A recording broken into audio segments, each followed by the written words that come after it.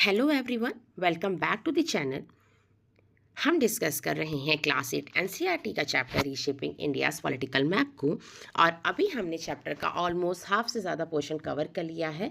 Last video में हमने discuss किया था रेजिस्टेंस टू दी मुगल्स तक टॉपिक्स कि कौन कौन से लोग थे जिन्होंने मुगल्स के जो अगेंस्ट रहे थे। जैसे हमने डिस्कस किया था ट्राइब्स के बारे में, हमने डिस्कस किया था सिख्स एंड राजपूत्स के बारे में जिन्होंने हमेशा से मुगल्स को रेजिस्ट किया है या उनके वो अगेंस्ट रहे हैं। ठीक है, अगर आपने ये वीडियोस नहीं देखे हैं तो पहले आप प्लेलिस्ट पे जाके उन वीडियोस को देख लीजिए और फिर आप इस वीडियो को कंटिन्यू करिएगा। अब हमारा जो नेक्स्ट टॉपिक है वो है एडमिनिस्ट्रेटिंग इंडिया। हम बात करेंगे यहाँ पे दो जगहों की एडमिनिस्ट्रेशन की। पहले तो हम डिस्कस करेंगे कि दिल्ली सल्तनत का एडमिनिस्ट्रेशन कैसा था, और सेकंड हम डिस्कस करेंगे कि मुगल एम्पायर का एडमिनिस्ट्रेशन कैसा था। तो चलिए शुरू करते हैं दिल्ली सल्तनत के एडमिनिस्ट्रेशन से। द दिल्ली सल्तनत introduce a political system centred on the sultan who possessed absolute authority as a political and military head, and whose duty, according to the contemporary chronicles, include defending the territory of Islam against possible aggressions. अगर हम बात करें दिल्ली सल्तनत की, तो दिल्ली सल्तनत ने majorly जो पॉलिटिकल सिस्टम था उसको कंट्रोल करता था वहाँ का सुल्तान, और वो सुल्तान ही वहाँ पे मिलिट्री का हेड होता था। पॉलिटिकल की ज़्यादातर चीज़ों को वही हैंडल आउट करता था। उसकी मेन ड्यूटीज़ थी टैक्स को कलेक्ट करना, टेरिटरीज़ में जितनी भी हमको रूल्स रेगुलेशंस की ज़रूरत है उनको वो बनाता था। वो हमेशा पब्लिक अफेयर्स से भी अपना टच बना के रखा रहता था ताकि वो कंडीशन समझ पाए लोगों की पर्सनली। ठीक है, तो उसकी जो ड्यूटीज़ थी वो थी collecting fees and taxes and keeping in touch with public affairs and the condition of the people by the personal contact. वो लोगों की कंडीशन को भी अपने नॉलेज में रखता था कि उसके जो राज में लोग हैं वो किस तरीके से सर्वाइव कर रहे हैं। The sultan was however assigned by the council of minister. सुल्तान को असाइन किया जाता था काउंसिल ऑफ मिनिस्टर के द्वारा, who were in the charge of various department of the sultan. One instrument of the administration was the iqta system. अगर हम बात करें दिल्ली सल्तनत की, तो दिल्ली सल्तनत में इक्ता सिस्टम एक बहुत इंपॉर्टेंट इंस्ट्रूमेंट हुआ करता था जो एडमिनिस्ट्रेशन के पॉइंट ऑफ व्यू से बहुत इंपॉर्टेंट था। in which territories were assigned to the nobles called iktedars to collect taxes which minus expenses were supposed to go to the sultan's treasury. अगर हम इक्ता सिस्टम की बात करें तो इक्ता सिस्टम एक तरीके का लैंड ग्रांट सिस्टम है जिसको स्टार्ट किया है दिल्ली सल्तनत ने, और इसमें लैंड दी जाती थी इक्तेदार्स को। इक्तेदार्स वो पर्सन होते थे जो टैक्स कलेक्ट करते थे और उस टैक्स को वो देते थे सुल्तान्स को। इक्तेदार को ही मुक्ति भी बोला जाता है, और इस पर्सन का मेन रोल होता था टैक्स कलेक्ट करना, और ये सोल्जर्स की भी सप्लाई करवाता था। This system created a network of loyal administrators loyal to central authority but their post were not hereditary. इस सिस्टम से जो लोकल एडमिनिस्ट्रेटर थे वो लॉयल रहते थे सेंट्रल अथॉरिटी के बिहाफ में, लेकिन अगर हम बात करें इक्तेदार की तो इक्तेदार का अपॉइंटमेंट हेरिडेटरी नहीं होता था। हेरिडेटरी मतलब कि अगर सपोज अभी कोई इक्तेदार है तो उसके बच्चे को बाद में इक्तेदार बना दिया जाए, ऐसा नहीं होता था। While taxes were laid on the trade at every stage. Generally ये टैक्स हर स्टेज में लगाया जाता था जिससे पीजेंट्स पे बहुत ज़्यादा हैवी लोड पड़ता था टैक्सेस का। पीजेंट्स हम यहाँ पर बात कर रहे हैं फार्मर्स की, क्योंकि हमने डिस्कस किया कि इक्ता सिस्टम में जो टैक्सेस लिए जा रहे थे ज़्यादातर वो लैंड पे ही लिए जा रहे थे। And some contemporary accounts report considerable cruelty in extracting revenue from the land. और कभी कभी तो लोग पीजेंट्स के ऊपर बहुत दबाव बना देते थे लैंड रेवेन्यू लेने के लिए, उनसे बहुत बुरा व्यवहार भी करते थे। तो हमने बात करी दिल्ली सल्तनत की, जिसमें हमने डिस्कस करा कि जो हेड था वो सुल्तान होता था। सुल्तान का अपॉइंटमेंट काउंसिल ऑफ मिनिस्टर करता था, और इक्ता सिस्टम प्रिवेलिंग था दिल्ली सल्तनत के अंदर, और जिसमें जो नोबल्स होते थे जो टैक्स कलेक्ट करते थे उन्हें इक्तादार या मुक्ति बोला जाता था। और बहुत ज़्यादा ड्रॉबैक था पीजेंट्स को क्योंकि उन्हें बहुत ज़्यादा टैक्स देना पड़ता था। चलिए अब नेक्स्ट हेडिंग को डिस्कस कर लेते हैं। हमारी नेक्स्ट हेडिंग है द मुगल एडमिनिस्ट्रेटिव फ्रेमवर्क। अब हम बात करेंगे कि मुगल एडमिनिस्ट्रेशन का फ्रेमवर्क कैसा था। मुगल्स जब रूल कर रहे थे तो उनके एडमिनिस्ट्रेशन में क्या क्या चीज़ें हमको देखने को मिलती हैं। Aiming at the great control and efficiency, Akbar recognize his administrative machinery. Akbar चाहता था कि जो उसका एडमिनिस्ट्रेशन हो वो बहुत इफ़ेक्टिवली काम करे और उसमें उसका पूरा कंट्रोल हो। इसके लिए अकबर ने, या आप कह सकते हैं मुग़ल एडमिनिस्ट्रेशन के अंदर हमें कुछ इम्पॉर्टेंट लोग देखने को मिलेंगे जो डिफरेंट डिफरेंट डिपार्टमेंट्स को संभाल रहे थे। कुछ इम्पॉर्टेंट पोस्ट हमको देखने को मिलेगी, जैसे दीवान। जो दीवान होते थे वो फाइनेंस को देखते थे। मीर बख्शी जो होते थे वो मिलिट्री मैटर्स को देखते थे। खाने समन जो होते थे वो public work, trade and industry, agriculture से रिलेटेड सारे कामों को देखते थे। एंड जो सदर होते थे वो जस्टिस, रिलीजियस और एजुकेशनल मैटर्स को देखते थे। तो हम ये बोल सकते हैं कि मुग़ल एडमिनिस्ट्रेशन के अंदर हमारे 4 मेन प्रॉपर हम कह सकते हैं पोस्ट हैं। एक है दीवान, सेकंड है मीर बख्शी, खाने समन एंड सदर।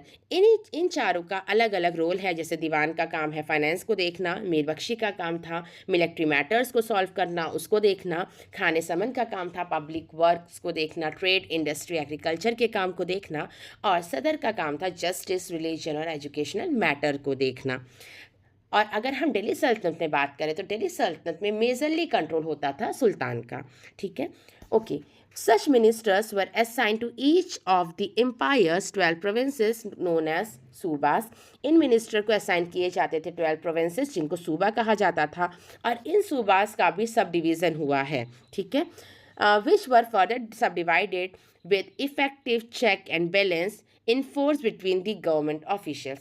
At the village level, traditional structure of the self-governance continue more or less undistributed. तो हमने ये जाना कि मुगल एडमिनिस्ट्रेशन में हमारे मेन इंपॉर्टेंट पॉइंट्स हैं, आपको जो याद रखना है कि मुगल में हमारे 4 पोस्ट के हिसाब से उन पे काम को डिवाइड किया गया था, और 12 प्रोविंसेस थे और उन प्रोविंसेस का भी सब डिवीज़न हुआ है। Akbar also instituted the mansabdari system. Akbar ने मनसबदारी सिस्टम को भी इंट्रोड्यूस किया था। As Abul Fazal recorded in his Ain i Akbari which describes Akbar administration, mansabdar जो एक ऑफिशियल्स है according to their mansabs rank were expected to maintain the precise number of elephant, horse, camels as well as the troops for the state. Abul Fazal की अगर हम बात करें तो अबुल फजल हमने एनी अकबरी में अकबर के एडमिनिस्ट्रेशन के बारे में लिखा है, और उन्होंने ये बोला कि मनसबदार ऑफिशियल्स होते थे जिनको रैंक दी जाती थी, और उनको अपनी रैंक के अकॉर्डिंग अपने पास एलिफेंट्स, हॉर्स, कैमल और ट्रोप्स को मेंटेन करके रखना पड़ता था। This made it possible to assemble an army at a short notice without having a maintaining a permanent centralized army. और अगर आप सपोज करो कि मेरे एरिया में 10 मनसबदार्स हैं तो उनकी अलग अलग रैंक्स हैं, और उन्होंने अपने पास अलग अलग एनिमल्स को रखा है जो बेसिकली वॉर के लिए यूज़ किए जाते हैं। ट्रोप्स को रखा है, बड़े बड़े गन्स वगैरह उन्होंने रखे हैं। तो ऑटोमेटिकली कहीं ना कहीं एक आर्मी बिल्डअप हो गई है और वो मुगल्स के लिए ही काम कर रही है। ठीक है, regular inspection were carried out to ensure compliance, और मुगल्स के द्वारा रेगुलर इंस्पेक्शन किया जाता था कि लोग प्रॉपर तरीके से अपनी चीज़ों को मेंटेन करके चल रहे हैं कि नहीं। Mansabdars were generally paid by being assigned land known as jagirs and were therefore also known as jagirdars. Mansabdars को जो पेमेंट होता था जनरली वो लैंड के फॉर्म में होता था, इसी लैंड को बोला गया है जागीर्स, और इसीलिए मनसबदार को हम कह सकते हैं वो पर्सन जो लैंड को अपने पास रख रहे हैं, जो ओ कर रहे हैं, तो हम मनसबदार को बोला गया है यहाँ पे जागीरदार। ठीक है, ओके, नेक्स्ट देख लेते हैं। Depict Akbar's growing tolerance for different faith, non Muslims were kept in the minority in the higher throne and the administration. For instance, the total percentage of non-Muslim officials in his administration really exceed 1/3। अगर हम अकबर के rain की बात करें तो non Muslims को बहुत कम authority मिली थी, बहुत कम राइट्स मिले थे। और अगर हम पूरे ऑफिशियल्स की बात कर ले, एडमिनिस्ट्रेशन में जितने भी मेन लोग थे, हेड थे, उनमें से 1/3 ही हमारे नॉन मुस्लिम्स थे। Even among Muslim officials who those of foreign origin were generally favored over those of Indian origin। और अगर हम दूसरी तरफ बात कर ले मुस्लिम ऑफिशियल्स की, तो मुगल्स के एडमिनिस्ट्रेशन में इंडियन मुस्लिम्स को कम प्रायोरिटी में रखा गया था, उनसे ज़्यादा प्रेफरेंस दी जाती थी जो मुस्लिम्स फॉरेन ओरिजिन के होते थे। Todarmal, Akbar's finance minister, introduced an efficient revenue system। जो टोडरमल था अकबर का फाइनेंस मिनिस्टर, उसने एक इम्पॉर्टेंट रिवेन्यू सिस्टम इंट्रोड्यूस किया अकबर के रेन में। He made detail survey for crop yield.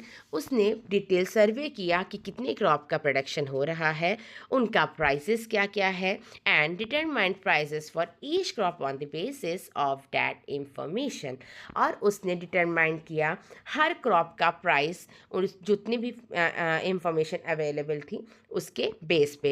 He also initiated a systematic survey of the land in the entire empire, which boosted revenue collection and strengthened the state apparatus। और उसने एक systematic सर्वे land के behalf में conduct की, जिसने कहीं ना कहीं मुगल एम्पायर की रिवेन्यू को भी बूस्ट किया है, उनके एडमिनिस्ट्रेशन को और स्ट्रांग बनाया है। We will see the different kind of administrations that of the Maratha in next chapter. अब हम नेक्स्ट चैप्टर में बात करेंगे मराठा के एडमिनिस्ट्रेशन की। तो अभी तक हमने ये डिस्कस किया कि दिल्ली में कैसा एडमिनिस्ट्रेशन था और मुगल एम्पायर में कैसा एडमिनिस्ट्रेशन था।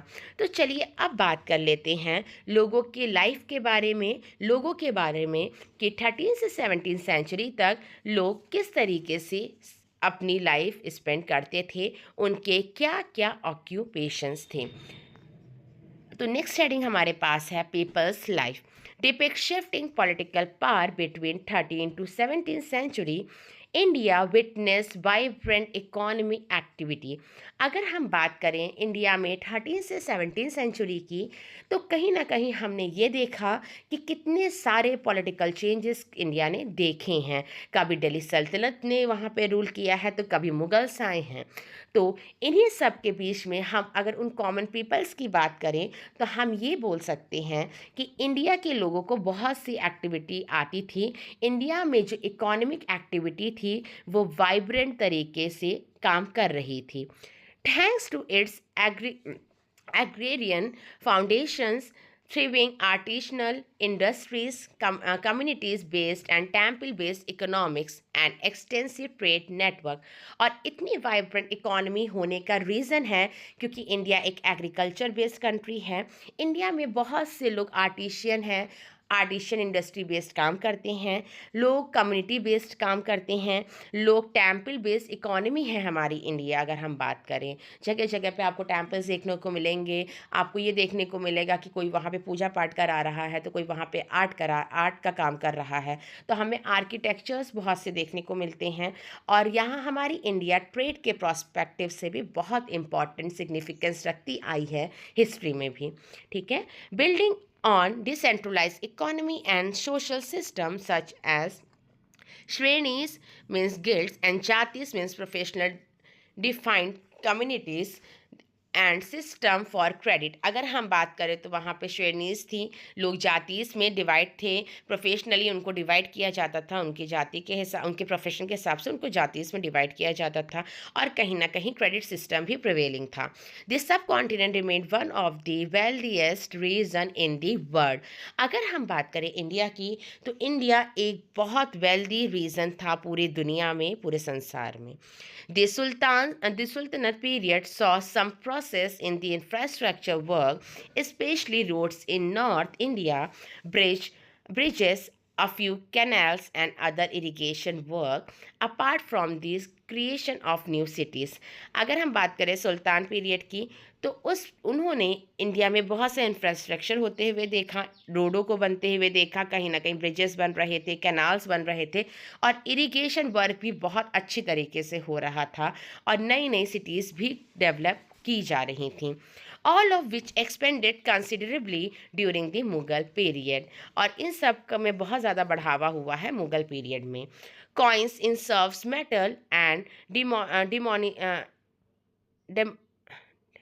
Denomination were introduce as a currency.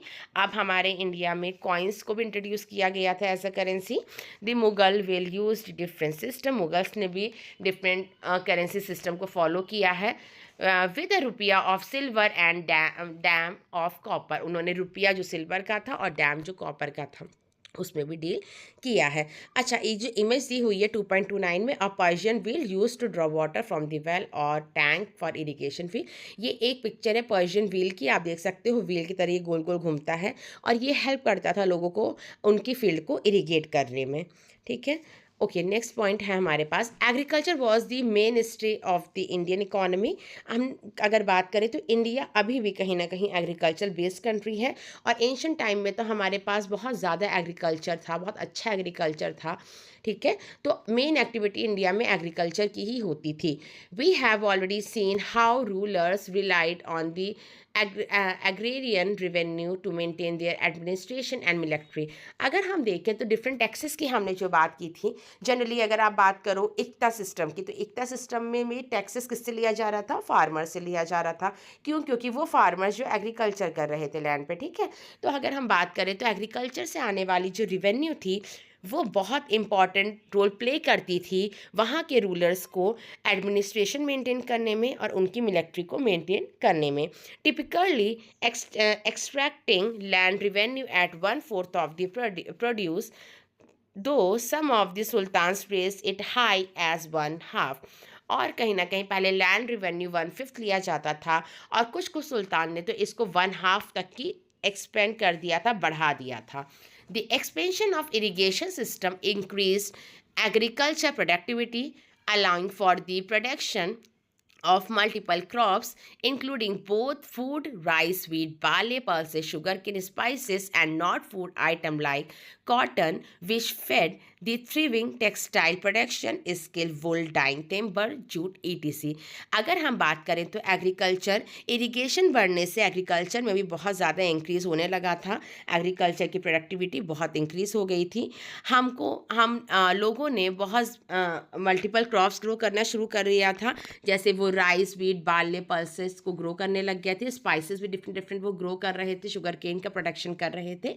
इसके साथ साथ नॉन फूड आइटम्स को भी वो ग्रो कर रहे थे, जैसे कॉटन हो गया हमारा, सिल्क, वूल हो गया, डाई हो गया, टिम्बर मतलब वो लकड़ियाँ जिनसे हम फर्नीचर वगैरह बनाते हैं। ठीक है, तो इसका भी प्रोडक्शन वो स्टार्ट कर चुके थे। और जिस जैसे अगर कॉटन की अगर हम बात करें तो कॉटन प्रोडक्शन ज़्यादा होगा, सिल्क का प्रोडक्शन बहुत अच्छा होगा, तो कहीं ना कहीं टेक्सटाइल प्रोडक्शन में भी बहुत इंक्रीमेंट हो रहा है। ठीक है, okay, let us note that the agriculture output varied from the region to region and period to period. The present suffered several severe famine in this period. अगर हम बात करें तो जो एग्रीकल्चर है ना इंडिया में, हमेशा से ही ऐसा नहीं है कि पूरी इंडिया में ही बहुत अच्छा एग्रीकल्चर होता है। कुछ कुछ एरिया ऐसे भी हैं जो बहुत कम फर्टाइल हैं, वहाँ पे एग्रीकल्चर अच्छा नहीं होता है। और एंशिएंट टाइम में भी पेजेंट्स को बहुत प्रॉब्लम हुई है, क्योंकि कभी कभी सूखा पड़ जाता था और वो प्रॉपर गुड अच्छा प्रोडक्शन नहीं ग्रो कर पाते थे।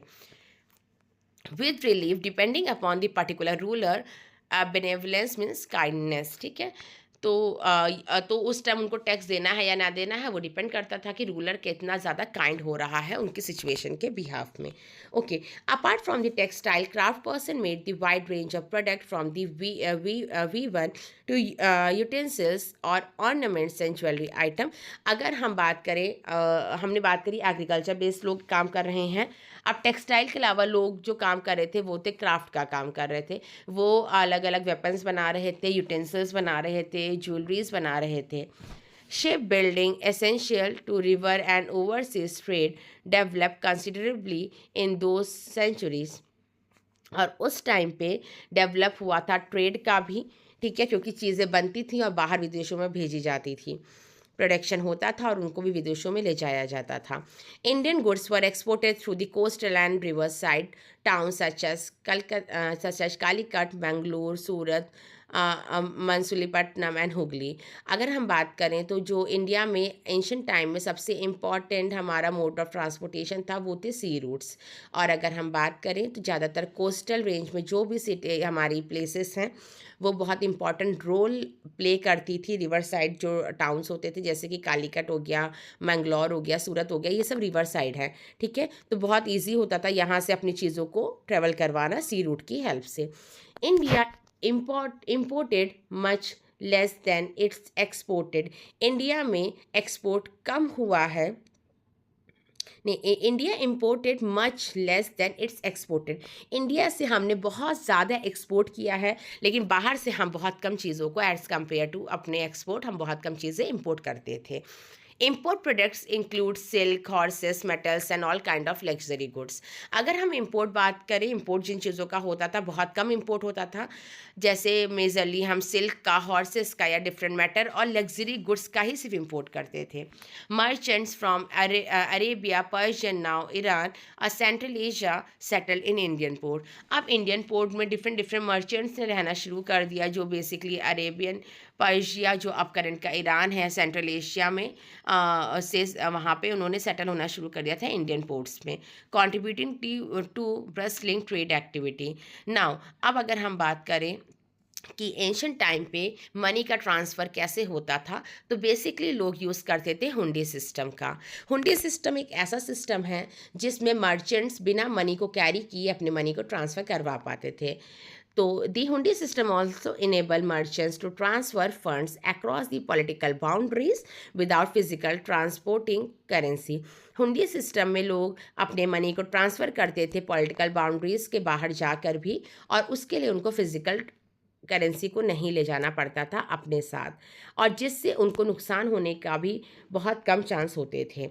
Trade communities such as Marwari become adept to operating across different political regimes, developing parallel system of credit and trust that function independently of official structure. Hundi system के साथ साथ हमारी इंडिया में क्रेडिट सिस्टम का भी प्रिवेल होने लग गया था, वो भी शुरू हो चुका था। लोग ट्रस्ट के बेसिस पे भी ट्रांजैक्शंस को किया करते थे। चलिए हुंडी सिस्टम के बारे में कुछ और पॉइंट्स को जान लेते हैं। अ हुंडी वॉज रिटन इंस्ट्रूमेंट। हुंडी एक तरीके का रिटर्न इंस्ट्रूमेंट है to make payment to an individual, जिसमें हम किसी एक इंडिविजुअल को पेमेंट करते हैं। It would be carried across political borders and enable finance transactions without the need to carry currency. इसमें हम अपने बाउंड्री के बाहर जाके भी, विदेशों में भी लोगों को पैसा ट्रांसफ़र कर सकते हैं, और इसके लिए हमें किसी भी तरीके की करेंसी को अपने साथ नहीं ले जाना पड़ता है। नहीं, ठीक है, नहीं ले जाना पड़ता है। और देखा जाए कहीं ना कहीं ये आज के टाइम पे जो हम चेक यूज़ करते हैं उसी के तरीके से वर्क करता था। This system work across trade network without the participation of the ruling class. और ये जो सिस्टम था ये पूरे ट्रेड नेटवर्क में बहुत अच्छे से काम कर रहा था। अब हमारा एक पैराग्राफ गिवन है येलो बॉक्स में है, temples as central of economic activity. जो टेम्पल्स थे वो भी इकोनॉमिक एक्टिविटी का सेंटर्स थे। तो कैसे थे चलिए देख लेते हैं। Many temples were more than centre for worship, learning, social interaction और परफॉर्मिंग आर्ट। जो टेम्पल्स थे वहाँ पे ज़्यादातर लोग वर्कशिप करते थे, पूजा पाठ करते थे, सोशल इंटरेक्शन सीखते थे, आपस में बात करते थे, और वो कुछ ना कुछ परफॉर्म करते रहते थे आर्ट्स को। They also created ecosystem with bustling market, ruling classes donated land and wealth दान to temple deities। और लोग जो होते थे वो उन्होंने एक इकोसिस्टम भी क्रिएट किया था, और यहाँ पे लोग दान पुण्य के काम भी करते थे। Held in the trust by the temple managers who developed community infrastructure, irrigation system and tanks etc। और इससे जो हमारे टेम्पल के मैनेजर्स होते थे उनको बहुत हेल्प मिलती थी इंफ्रास्ट्रक्चर को और स्ट्रॉन्ग करने में। And pilgrims accommodation Dharmashala and Chatram temple provide merchant with credit and funded internal as well as maritime trade. और टेम्पल भी मर्चेंट्स को क्रेडिट प्रोवाइड करता था और उनको ट्रेड में भी कहीं ना कहीं हेल्प करता था. ओके, नेक्स्ट हमारे पास पैराग्राफ है. While early period saw prosperity the late 1600 witness economic stress. अगर हम बात करें अर्ली पीरियड 1600 की, जो अर्ली पीरियड की है, उसमें तो हमने इंडिया में बहुत प्रॉस्पेरिटी देखने को हमें मिली है. हमने डेवलपमेंट की बात करी, एग्रीकल्चर की बात करी, लेकिन अगर हम उसकी लेट 60s की 1600 की बात करें तो हमें इकोनॉमिक स्ट्रेस देखने को मिलता है. Peasants were often left with a small share of their product after tax and payment to immediately parties. और जो peasant होते थे उन पर टैक्स का बहुत ज़्यादा लोड था और उनके पास टैक्स देने के बाद बहुत कम पैसा बचता था. This caused many of their losses land and become bounded labourer. और इसमें इनको बहुत नुकसान होता था क्योंकि उन्हें इमीडिएट पार्टीज़ को पेमेंट करना पड़ता था और बहुत ज़्यादा टैक्स देने के कारण से उनको बहुत ज़्यादा नुकसान भी फेस करना पड़ा था, जिससे वो लेबरर बनकर ही रह गए थे. Historian suggested that craft people and labourer too often face harsh economic conditions. Historians ने ये भी बोला है कि जो एंशियंट टाइम में क्राफ्ट पीपल थे, जो लेबरर थे, उनकी भी कंडीशन बहुत खराब थी. India was still a land of abundance and testified by many Arab and European travellers. India की अगर हम बात करें तो इंडिया में बहुत से यूरोपियन और अरब ट्रेवलर्स आए हैं और इन्होंने कहा है कि इंडिया हमेशा से बहुत ही वेल्दी कंट्री रहा है. But the wealth was largely concentrated in the hand of the rulers, courtiers and high officials and the merchant class. लेकिन एक फैक्ट ये भी है कि इंडिया में पैसा तो बहुत था, लेकिन वो पैसा ज़्यादातर बड़ी बड़े क्लास के लोगों के पास रहता था, राजा महाराजाओं के पास रहता था, मर्चेंट क्लास के लोगों के पास रहता था. पुअर इंसान तो हमेशा से ही डोमिनेट किया जाता था. Frequent war in addition cause force displacement of population. Frequently war होते रहते थे जिसके वजह से लोगों को एक जगह से दूसरी जगह पे रहने जाना पड़ता था. At the level of the common people there were instances of clashes specially over the sacred site that had been desecrated और destroyed under the ruler sensation.